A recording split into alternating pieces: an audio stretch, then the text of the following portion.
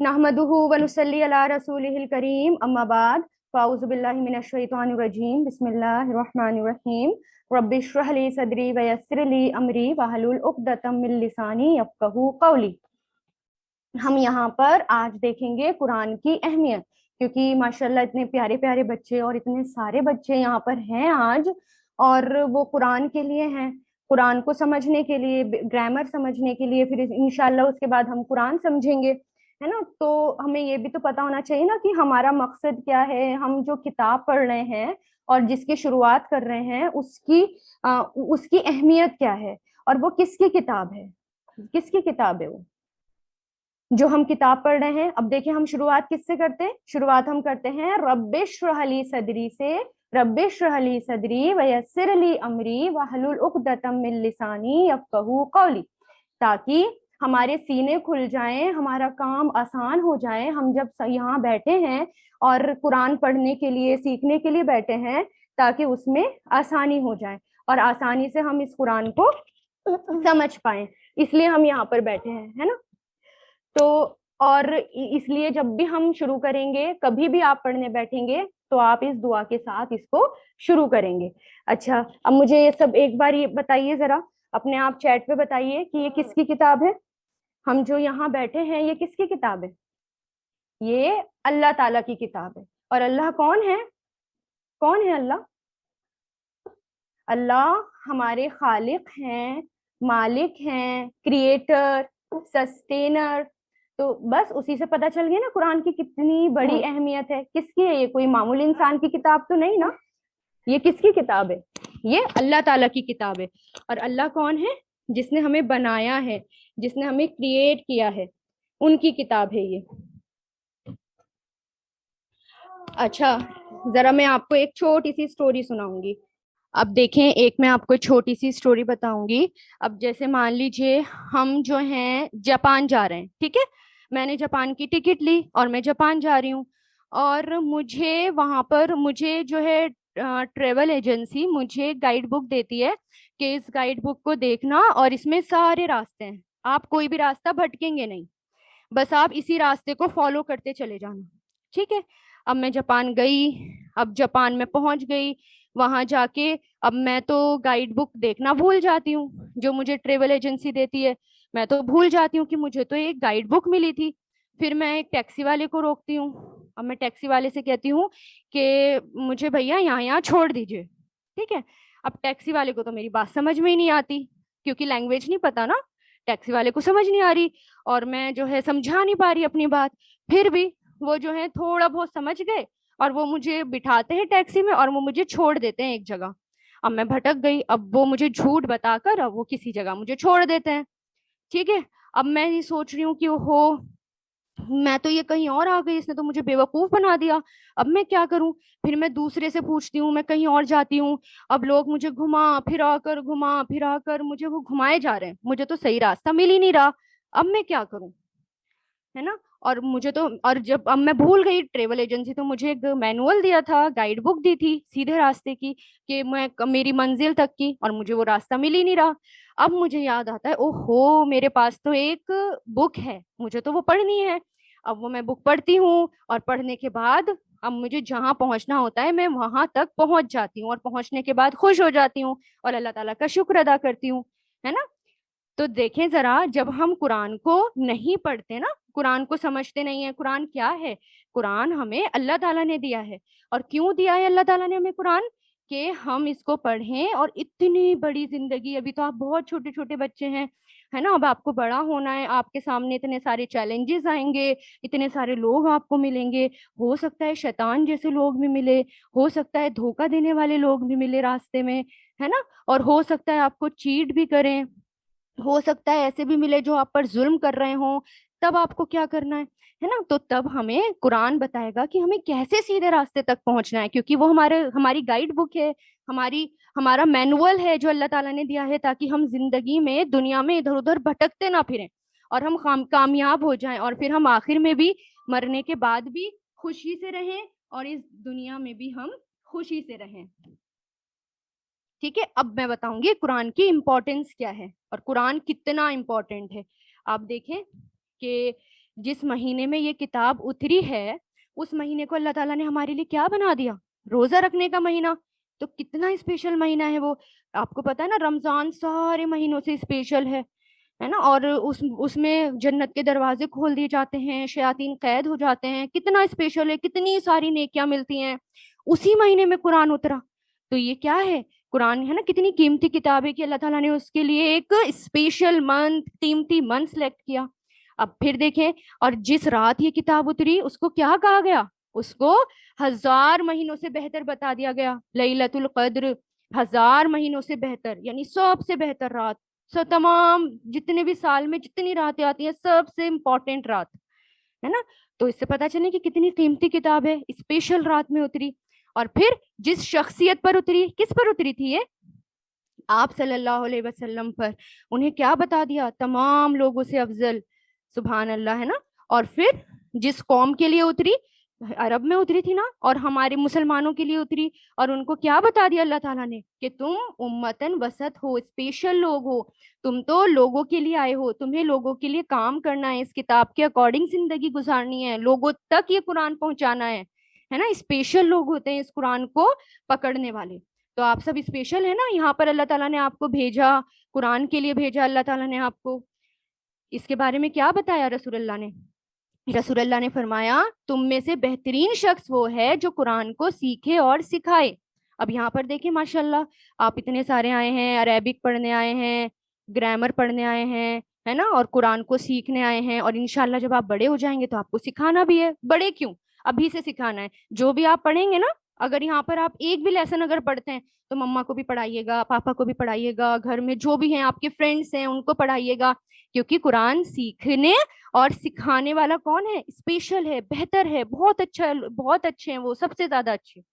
رسول اللہ نے فرمایا اسی طرح جو شخص قرآن سیکھنے کے لیے گھر سے نکلتا ہے اللہ تعالیٰ اس کے لیے جنت کا راستہ آسان کر دیتے ہیں, ہے نا. آپ سب قرآن سیکھنے کے لیے آئے نا, اور چلیں گھر سے تو نہیں نکلے لیکن آپ نیٹ پر بیٹھے ہیں, ہے نا, آپ اپنا ٹائم نکال رہے ہیں, آپ اپنی الیکٹریسٹی اور آپ اپنا لیپ ٹاپ, موبائل, یہ سب آپ اپنا یوز کر رہے ہیں اس راستے میں. تو کیا ہے آپ کے لیے اللہ تعالیٰ جنت کا راستہ آسان کر دیں گے انشاءاللہ.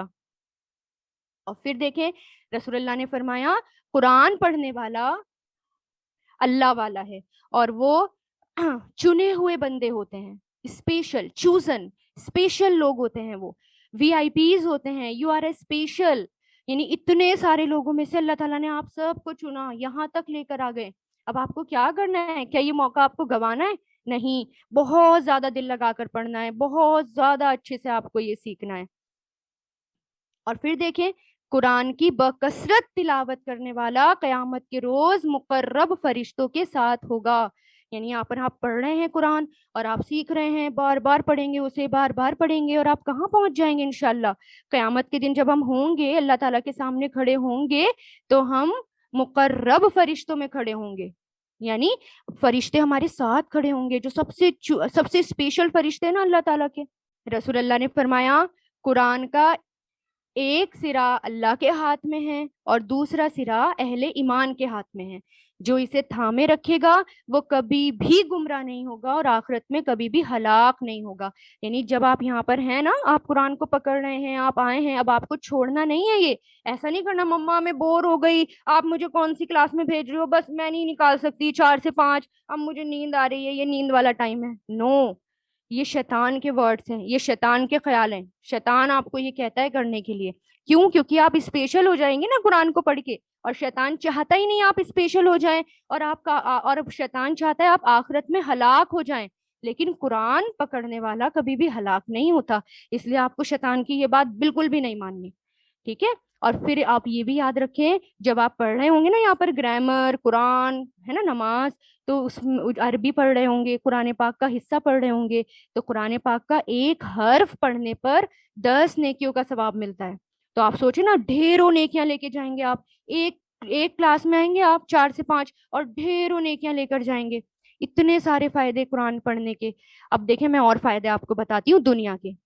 یہ تو ہو گئے ہمارے ریوارڈز. اب دنیا میں قرآن کے کیا فائدے ہیں؟ دیکھیں, قرآن ہمارے لیے سب سے پہلے تو نصیحت ہے, گائیڈ ہے. ٹھیک ہے، قرآن کے ذریعے اللہ ہمیں ترقی دیتے ہیں. آپ نے دیکھا ہوگا نا صحابہ کرام کتنی عزت ہوتی تھی ان کی، کتنا ترقی، کتنا عروج دور دور تک پھیل گئے.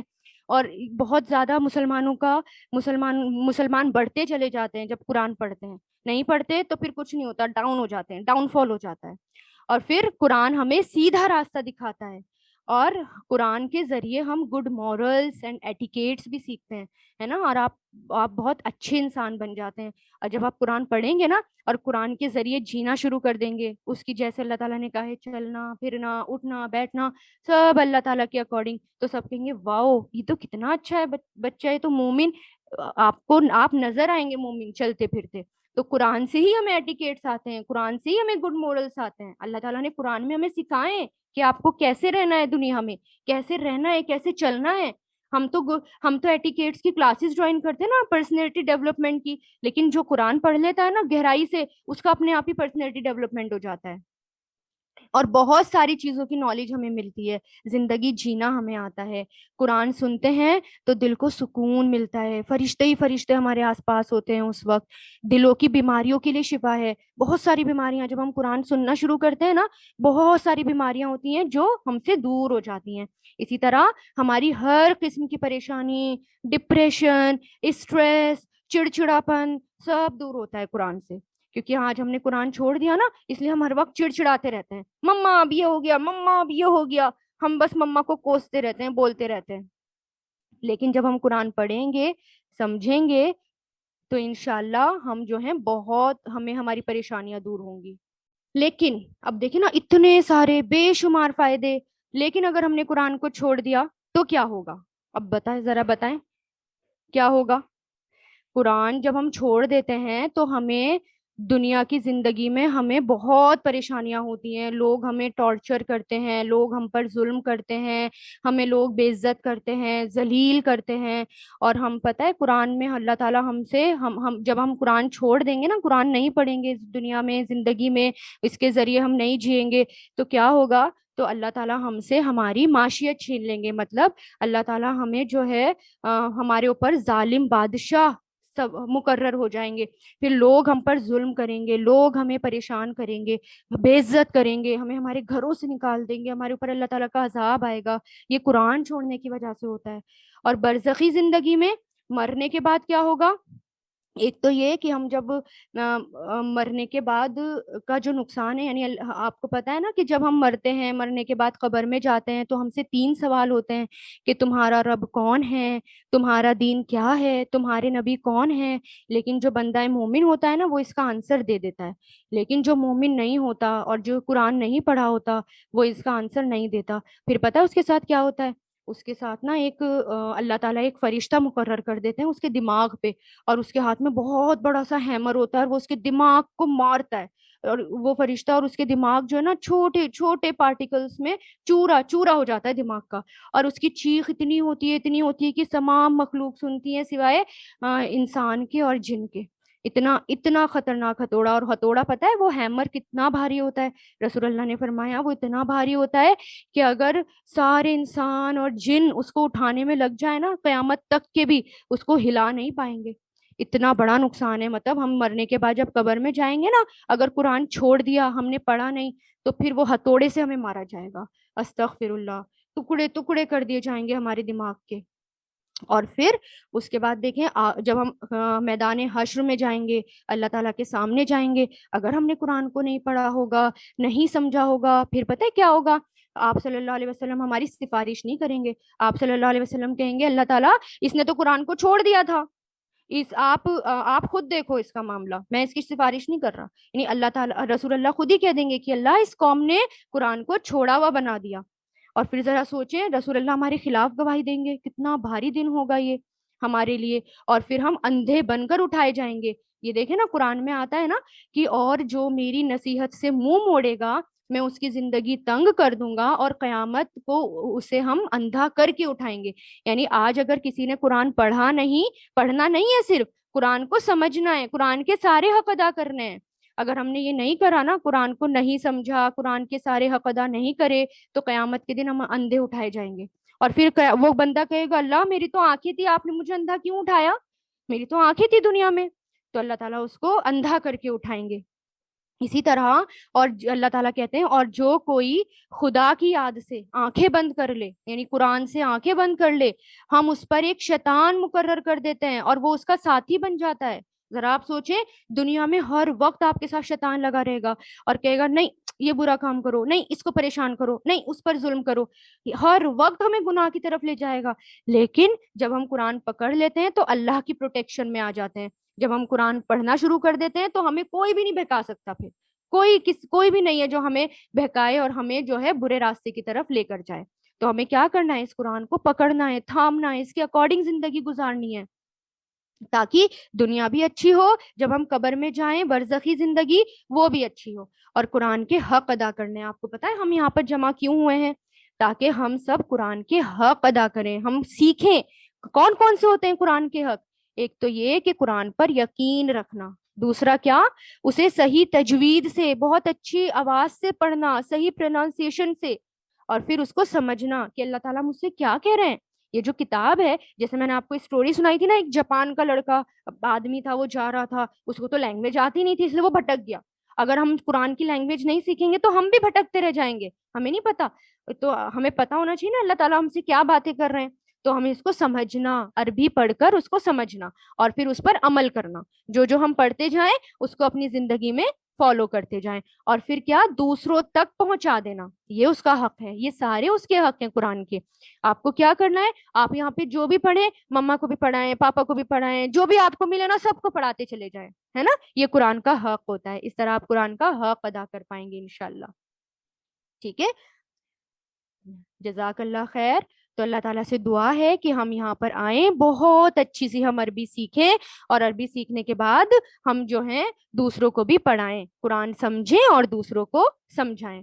تو آپ کو سمجھ میں آئی نا میری بات, کہ ہمیں قرآن کو جو ہے چھوڑنا نہیں ہے. چھوڑ دیں گے تو دنیا میں بھی نقصان اور مرنے کے بعد بھی, یعنی جب ہم قبر میں جائیں گے تب بھی اتنی زیادہ پنشمنٹ ہمیں ملے گی, اتنے عذاب ہمیں ملیں گے, اور قیامت کے دن جائیں گے تب بھی اتنی پنشمنٹ ملے گی, اتنے زیادہ ہمیں عذاب ملیں گے. لیکن اگر ہم نے قرآن کو پکڑ لیا تو کیا ہوگا, دنیا بھی ہماری اچھی ہو جائے گی, سکون کی ہو جائے گی, اور مرنے کے بعد والی زندگی بھی ہمارے لیے سکون کی ہو جائے گی. ٹھیک ہے, جزاک اللہ خیر.